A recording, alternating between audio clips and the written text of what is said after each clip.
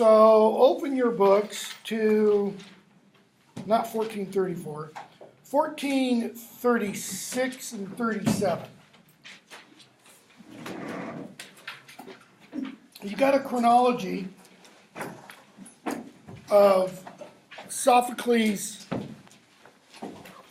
life, essentially, on 1436, and I've kind of given you bare outlines up here. Born, we're not sure, around 496, dies in 406 BC, so he lives to be 90 years old. During his 90 years, he writes approximately, based upon evidence that we have from other writers and such, over 120 plays. Of those 120, only 7 survive. Okay? He frequently submitted plays to the playwriting contest, essentially, Athens, and often won. Okay? In 441, he writes Antigone. In 430, we think, he writes Oedipus the King. And then Oedipus at Colonus is produced. It's actually put on in 401, notice 5 years after his death. So this is the order he writes the plays in.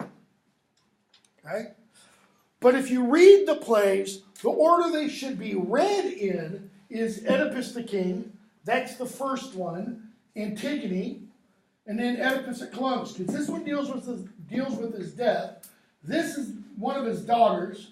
Okay? And this is how we find out Oedipus becomes Oedipus, the problems that confront him and such, including his name. We'll talk about those later.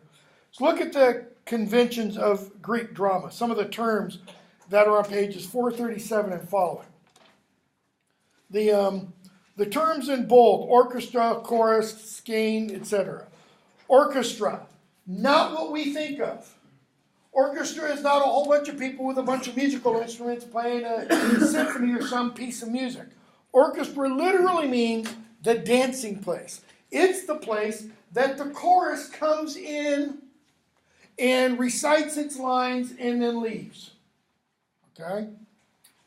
And the chorus is a group of a dozen or so men. There were no women actors. Just like in Shakespeare's day, there were no women actors. All right? So men did all the roles. The skein, or skene if you want, is a building that is at the back of a stage. And you've got a picture. Yeah. On page 1438, you've got a picture of a classical theater with the skein in the back. And you can go to Greece today. Well, maybe not today because it's getting a little late in the year. You can go to Greece during the summer at some of these ancient amphitheaters and see some of these plays performed exactly as they were 2,500 years ago. Okay? With the actors coming out with the big masks on their face. And part of the reason the masks were on the face is the masks conveyed the emotions of the actors and such. They also, we think, somehow acted as amplifiers. Because this, if you look at that drawing on 1438, you know, from where the stage is, the big circular area is the area, the orchestra, where the chorus would move around. From there to the uppermost seats, that's not a small distance. I mean, it's a pretty good distance, and they obviously have no way to amplify voices. Okay? Deus ex machina, God from the machine. That idea is, according to Aristotle, if a playwright has to use a deus ex machina, bottom of 1437, then the playwright's not a very good playwright. Because what the writer is doing is the writer has created some kind of conundrum that the characters in the play can't get out of without divine help. And the way that would usually happen is you might have a god come up from the ground, trapdoor, okay? Or you might have a god descend from the heavens. That is, they might have some kind of building, not disdaining, okay? But of some other kind of building with a roof that a character would descend from. And what that character would do is, proverbially wave a wand and the problem would be solved. Aristotle said that's not logical, right? Because how often does that happen in real life? Where your problems are solved by a god? No. So Aristotle did not think that's a very good way to conclude a drama. Turn over to 1439. I'm just trying to hit these high points. I'm expecting you to read all that introduction and such on your own. Greek tragedy, 5 parts. Okay? First part, prologue. This is the first long paragraph from 1439. Second part, parados. Third part, episodia, that's plural. Stasimon, and then the Exodus. Okay, so what are these things? Opening speech or dialogue is the prologue. It gives the exposition. We've talked about exposition. That's background information that's necessary to understand what's going on. So, for example, in Oedipus, the king, we see it when Oedipus comes out and talks to the priest. And what do? They tell us there's a plague in Thebes. And the priest is there to pray to Oedipus, etc., etc. Okay? So, parados, the chorus comes in. So what does the chorus do? The chorus often comments on what has already been said. Gives kind of an interpretation. It does add, or the chorus does, often add additional information, but it primarily serves as commentary. Okay?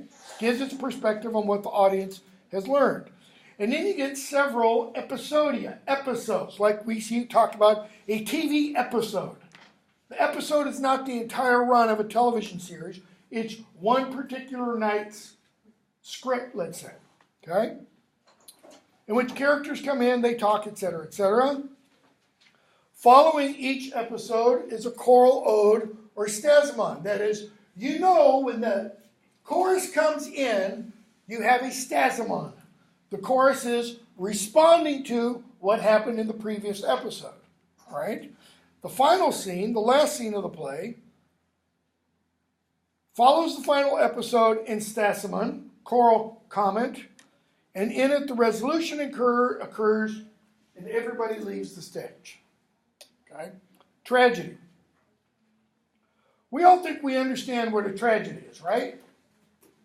When something horrific that is unexpected happens. The 7.5 earthquake in Indonesia over the weekend. Tidal wave, 10 feet high, comes in on this one island, wipes out 800 people in 60 seconds. Okay? That's a tragedy. Not according to the Aristotelian definition. Why? Because according to Aristotle, a literary tragedy occurs when somebody of a high standing, somebody who is highly respected, has a sudden fall. And the fall is caused by something within that person. Okay? So that person, if it were in our world, that person would be somebody of a very well-known name, that everybody would recognize that name. Okay? A politician, possibly a celebrity of some kind, somebody really famous, a big, mover of industry, a Bill Gates type, that kind of thing. Okay? But what makes that individual fall? Middle of 1440. Aristotle said there is some error or frailty in that individual that causes him or her to fall. Okay? He called that error or frailty hamartia. Hamartia.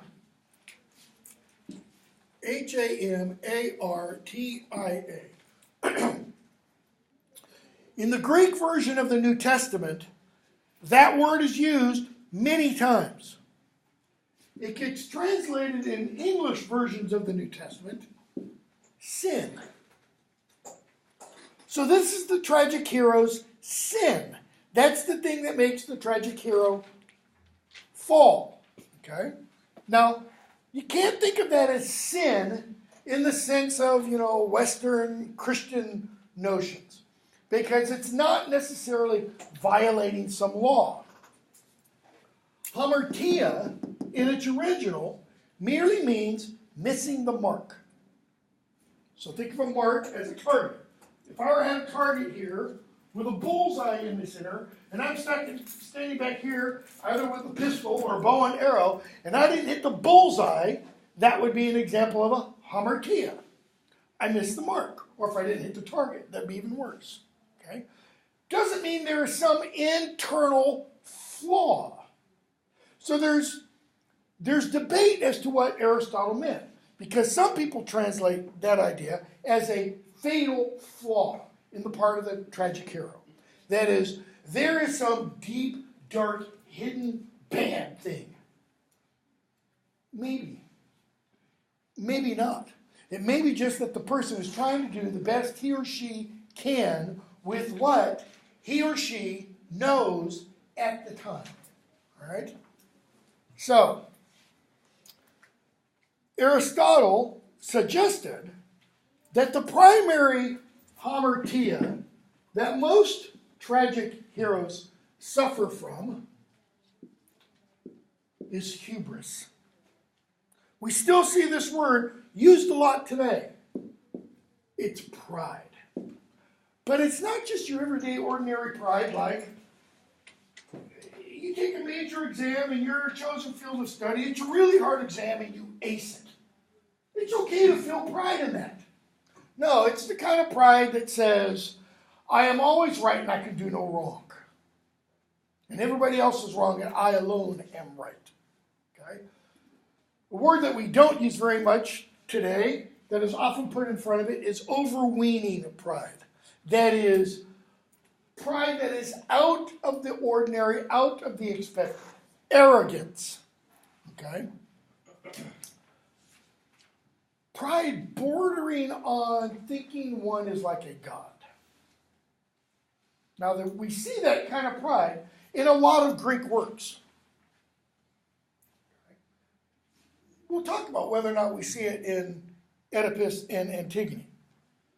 So, Aristotle says, whatever the cause, bottom of 1440, of the tragic hero's downfall, he or she accepts responsibility.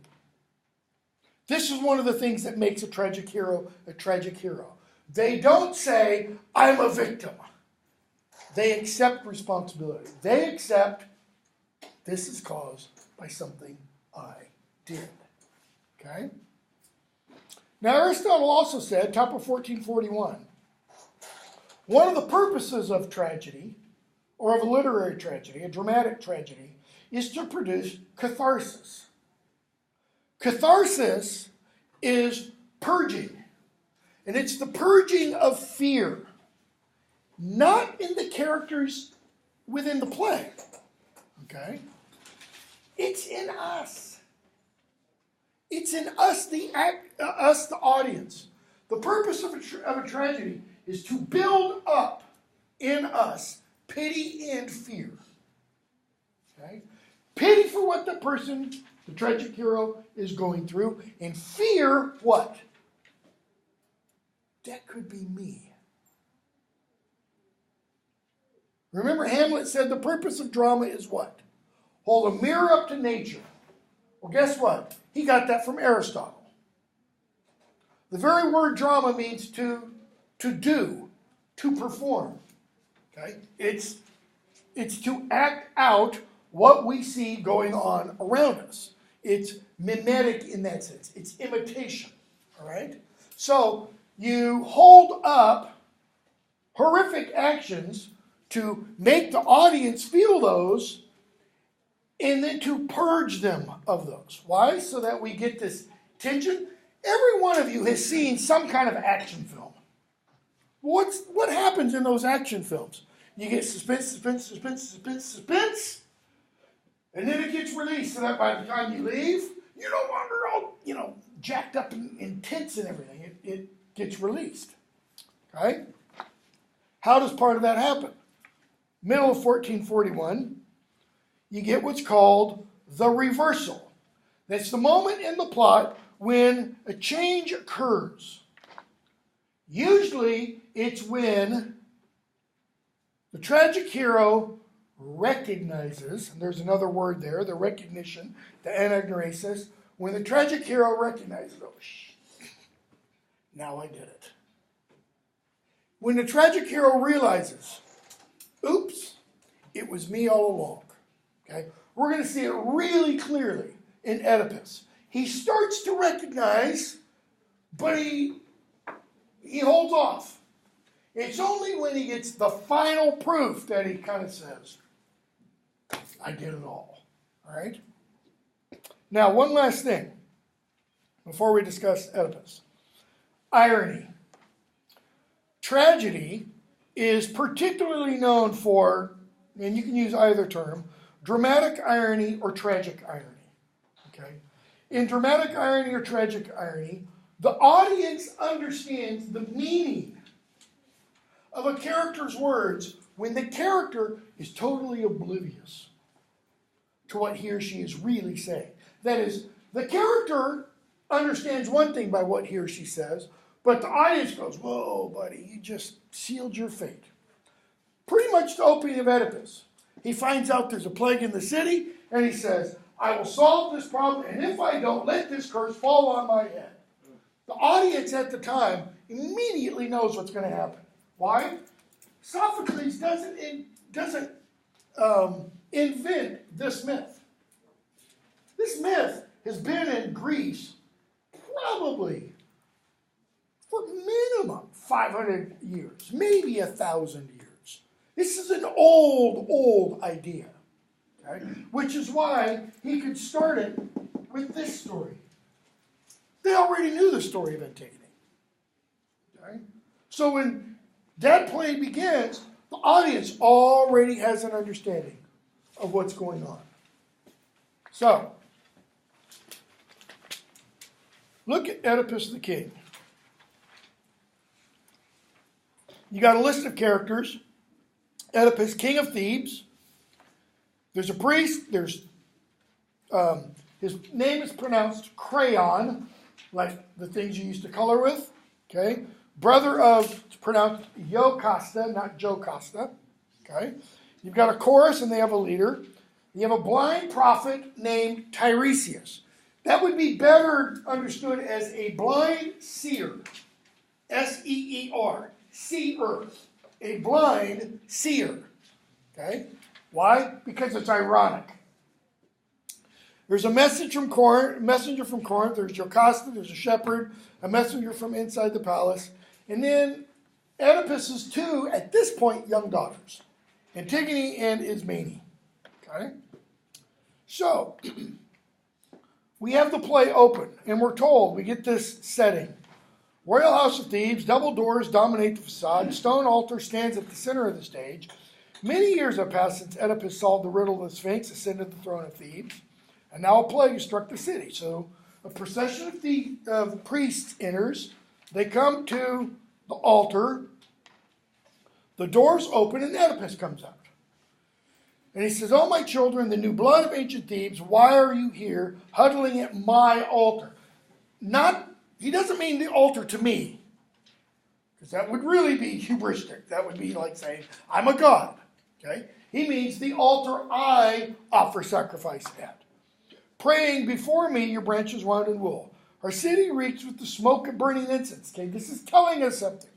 There's incense burning all around. That means there's something wrong. So, he says, here I am myself, you all know me, the world knows my fame. I am Oedipus. So, speak up. The old man, the priest, says, you see us clinging to your altars, etc. There's boys, there's old men, etc., etc. Go down to line 28 or so. Our city, look around you, you see with your own eyes, what? Our ship pitches wildly. He uses the metaphor of the city as a ship. You want your city as your ship to have smooth sailing.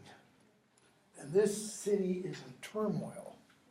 Cannot lift her head from the depths, the red waves of death, etc. Thebes is dying. So what do we find out? Thebes is dying.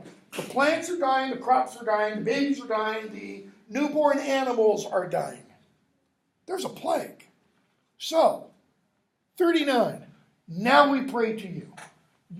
You don't equal the gods, we're not saying that. Your children know that, bending at your altar, but we do rate you first of men. Okay? Why? You freed us from the Sphinx. You came to Thebes, cut us loose from the bloody tribute we had paid that harsh, brutal singer. What was the Sphinx? Everybody's seen a picture of the Sphinx outside Cairo. The pyramids of Giza, big old Sphinx, right? Body of a lion, face of what? A man. Okay? So, according to the myth, a Sphinx took up residence outside the gates of Thebes. And the Sphinx said to the people of Thebes, you have to solve my riddle, and if you don't solve my riddle, you have to give me tribute every night. Tribute means a person to eat. Okay? Or maybe the person could be the one who tries to solve the riddle. You don't solve the riddle, you get eaten. Well, anybody know what the riddle was? What walks in the morning on 4 legs, noon at 2, the evening at 3? The answer is a man or person. Baby on 4 legs, adult 2 legs, old person with a cane. Okay? Nobody can answer that until Oedipus showed up. Okay?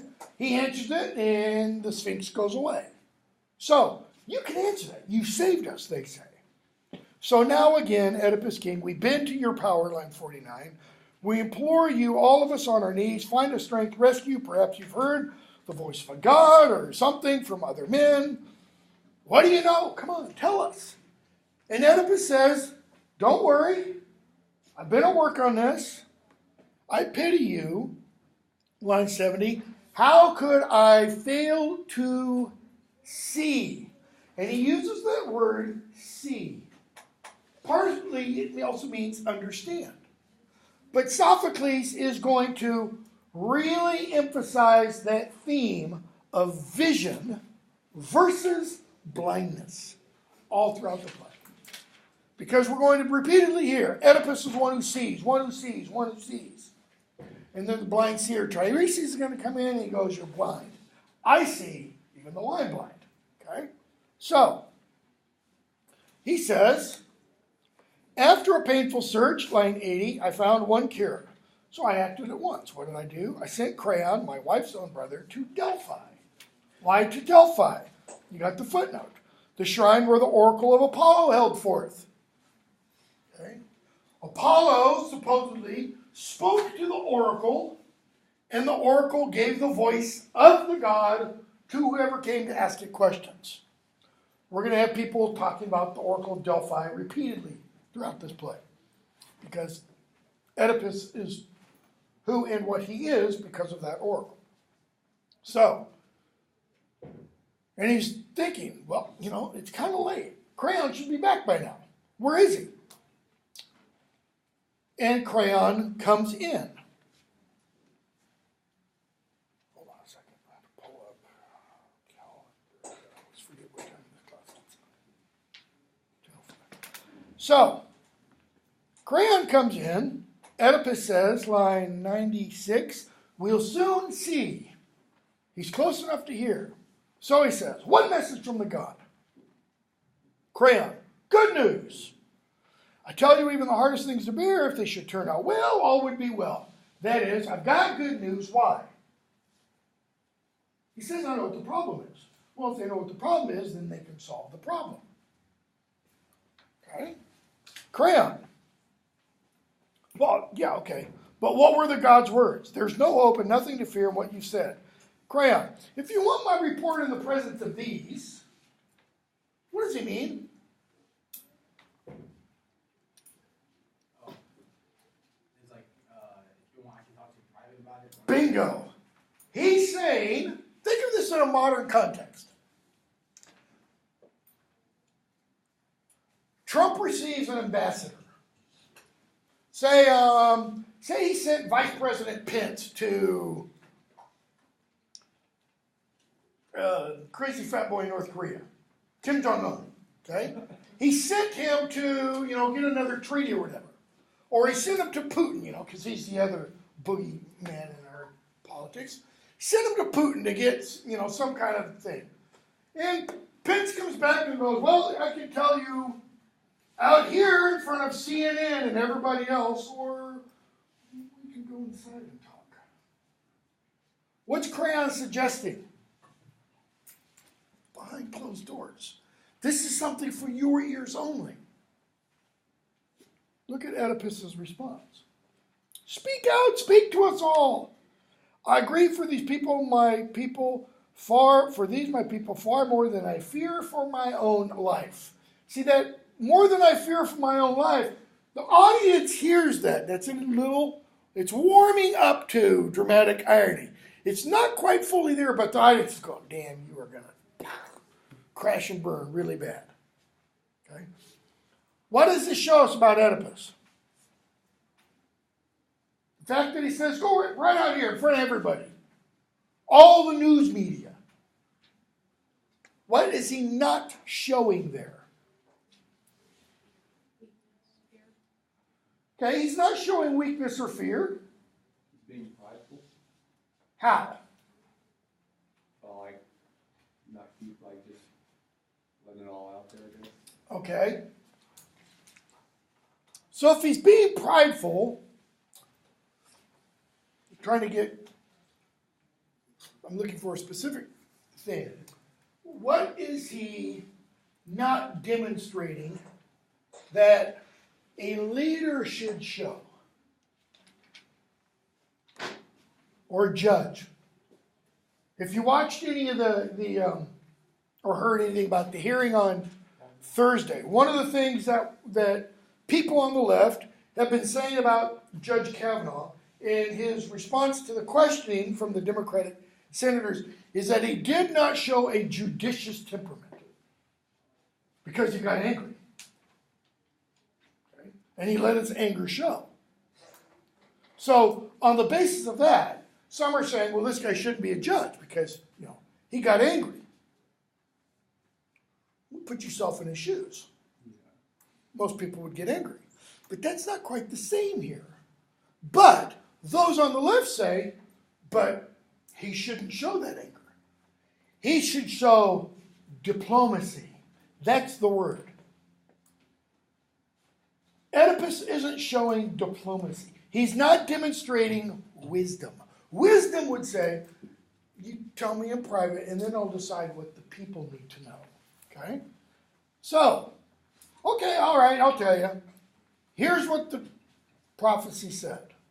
Drive the corruption from the land, don't harbor it any longer, past all cure. Don't nurse it in your soil, root it out. Okay, all right, we're getting somewhere. What do we need to do? What's the source of the trouble? Banish the man or pay back blood with blood. Murder sets okay. Who's murder? Now we're getting somewhere. Whose fate does Apollo bring to light? Notice, bring to light, because what does that imply? Before Apollo brings it to light, it's been what? In the dark. It's been hidden. It's not been seen. So, Crayon says, our leader before was a man named Linus. He goes, yeah, I've heard about him. So what's the pay the killers back? Whoever is responsible. Well, where are they? Where to find it now? The trail of the ancient guilt, so hard to trace. Here in Thebes. Notice what Oedipus doesn't ask. Who's the killer? He doesn't get directly to that question. Sophocles builds us up. Okay? Here, but where? Notice what he suggests first. He doesn't say, but where? Out in the fields? Among the lower classes? In the Prostitution places? No. In the palace? The fields or foreign soil? Where did Laius meet his bloody death? Why does he say in the palace? Wouldn't they know who the killer was if Laius had been killed in the palace? So Crayon says, well, he was on his way to meet an oracle. Set out, no messenger, no one saw what happened. He said, no, well, actually one saw, but he couldn't tell us anything. Other than what? He said thieves attacked them, a whole band, not a single person, and they cut Laius down. Okay? Oedipus, a thief, really, killing, man, that's... Crayon. We suspected as much, but with Laius dead, no leader appeared to help us in our troubles. What were their troubles? It's like as soon as Laius leaves, the Sphinx pops up. Okay? Your king was murdered. What stopped you? Well, the Sphinx. So Oedipus says, well, I'll start again. That is, I'll start the investigation again. This is a cold case. Laius has been dead a long time. I'll bring it all to light myself. And the audience, some of them are probably sitting out there jittering, laughing, because they know exactly what's going to happen. Okay? So, he says, now you have me to fight for you. You'll see. I am the land's avenger by all rights and Apollo's champion too, not to assist some distant kinsman. No. That's true, because Laius isn't a distant kinsman, we will find out. For my own sake. Why does he say for my own sake? Well, if somebody killed a king once, what's going to stop him from killing the king again? So he's saying, I'm protecting myself here. What's the other meaning of that, however? The dramatic irony. It's for his own sake that this is coming out, because he's going to come to the recognition that he is the killer. Whoever killed the king may decide to kill me too with the same violent hand. By avenging Laius, I defend myself. So, Oedipus and Crayon enter the palace, followed by the guards. The priest rises up, and the chorus comes out. And the chorus comes out, and big long speech. They talk about what the problems have been. They talk about Thebes, right? They talk about Zeus and Apollo and Artemis and such. And Oedipus comes back out because the chorus is still going on. And he says, 245, you pray to the gods? Let me grant your prayers. That's an element of hubris. He's essentially saying, you don't need to bother the gods because I'm here. I can solve your problems. Okay? And in Greek tragedy, and in fact, not even in Greek tragedy, in other Greek literature, whenever anyone kind of takes to him or herself a power of the gods, you can be sure, like day follows night, that person's going down. Because the gods are very jealous. They don't like humans taking to themselves godlike qualities. Come, listen to me. Do what the plague demands. I will speak out now as a stranger to the story, a stranger to the crime. That's dramatic irony. The audience is sitting there, they hear him say that, and they're like, you don't realize. If I'd been present then, there would have been no mystery, no long hunt, etc., etc. Okay? So, anybody who knows who the murderer is, speak up. I won't hurt you. Total silence. Okay. So if anyone knows the murderer is a stranger, a man from alien soil, come speak up. I'll give you a reward. Again, silence. But if you keep silent, if anyone panicking, trying to shield himself or friend or kin, rejects my offer, then this is what I'm going to do. If you're keeping silent because you're afraid, here's what I'm going to do when I find you out. I order you, every citizen of the state where I hold throne and power, banish this man. Okay? This essentially is a sentence Oedipus is calling down upon himself. Where I hold throne and power, banish this man, whoever he may be, never shelter him, never speak a word to him, never make him partner. We can jump to the end of the play. Because at the end of the play, Oedipus is banished. Okay? In Oedipus at Colonus, Oedipus dies finally. And actually, I got that wrong. It's Oedipus at Colonus, Oedipus at Antigone, because Oedipus is dead when this plays occurring. So, drive him out, each of you from every home. He is the plague, the heart of our corruption. This is 275 and following. As Apollo's oracle has revealed to me just now. So I honor my obligations. I fight for the God and for the murdered man. Okay? So that's to the people. Drive the murderer out. Now here's my curse on the murderer. Whoever he is, a lone man unknown in his crime, or one among many. Notice, a lone man, or one among many. Why does he say one among many? Well, because the priest said, the story we heard, or Crayon said, the story we heard was that it was a band of thieves who came. So what's odd there is he says, well, maybe it was one person, when he's been told it was a group of people. So, let that man drag out his life in agony, step by painful step. Okay, this is the curse he's calling down on the murderer of Laius. I curse myself as well. If by any chance he proves to be an intimate of our house, can't be more intimate than the king himself, here at my hearth with my full knowledge, may the curse I just called down on him strike me. Okay, so those are your orders.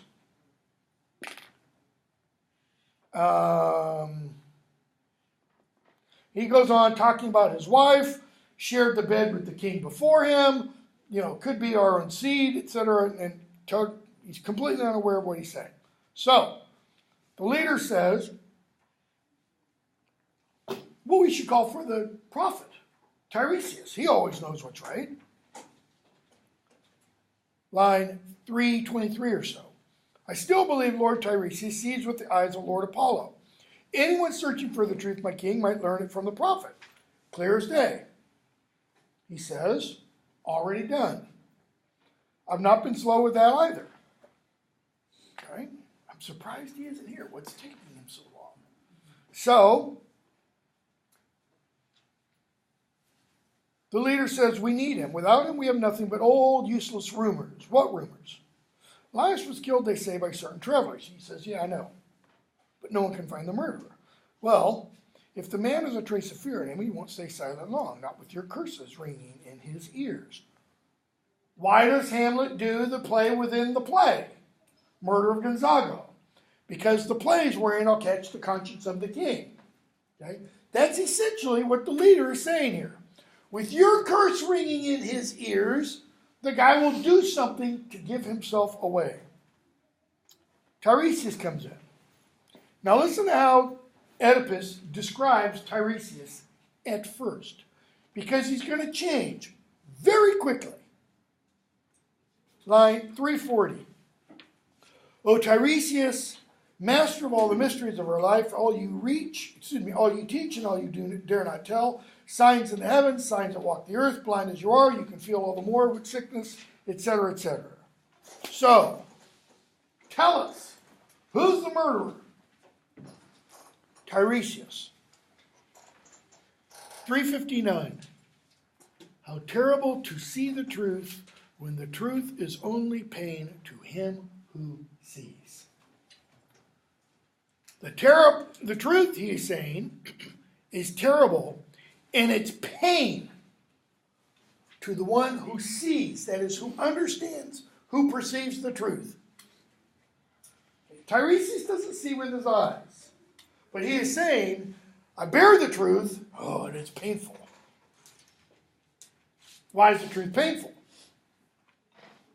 Because you, O king, are the murderer you seek, he's going to say. What? Why so grim? So just send me home. You bear your burdens, I'll bear mine. It's better that way. Well, what are the burdens Oedipus bears? Because he doesn't know of any at this point. Other than he's king of the city, and the city is in a plague, and he's trying to stop it. Well, that's not right. You're withholding the word of God. You're a prophet. You're supposed to. I fail to see, notice the language, that your own words are so well timed. Don't turn away. We beg you on our knees. None of you knows, and I will never reveal my dreadful secrets, not to say your own. I've got secrets I'm not going to tell you, and I won't reveal your own. You know and you won't tell? Notice what this shows us about Oedipus. Is he picking up on what Tiresias is trying to say? It's almost like he's using Pig Latin. I ont we elte orie ecrit say. I won't tell your secret. You bent on betraying us, destroying themes. I don't want to cause pain for you or for me. In other words, Oedipus, let it go. Just Oedipus. Oh, I'll let loose. 393. I have such fear in me. And what does he do? I have such fear in me. What's the dash mean? It's a pause. I have such fear in me. Now I see it all. You helped hatch the plot. You did the work, yeah, short of killing him. That is, you didn't actually stab Elias, but you conspired against him. What did Oedipus just do? Anybody, come on, it's not hard. He just leveled what at Crayon? And come on, it's not hard. What did Christine Blasey Ford level against Judge Kavanaugh? An accusation. On the basis of what? Not today, here. What evidence does does Oedipus have for this accusation? None. Absolutely none. At least she says today, this happened to me. Okay? Oedipus doesn't even have that. So why does he level this accusation? What's this tell us about his character?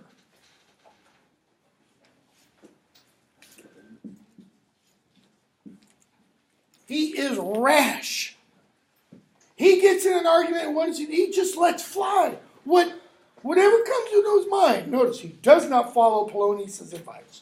He doesn't think and then speak. He just spits it right out there. Okay? Tiresias, okay, fine. Is that how it's going to play out? I charge you then, submit to that decree you just laid down. From this day onward, speak to no one, not these citizens, not myself. You are the curse, the corruption of the land. There, you happy? But he doesn't stop there. What does he eventually say? You are the murderer you hunt. Twice now you've said that. Okay, what did he charge Tiresias to do? Say what you know. He said what he knows. It's not the answer Oedipus wants. Okay, we'll stop there. Finish this for Wednesday.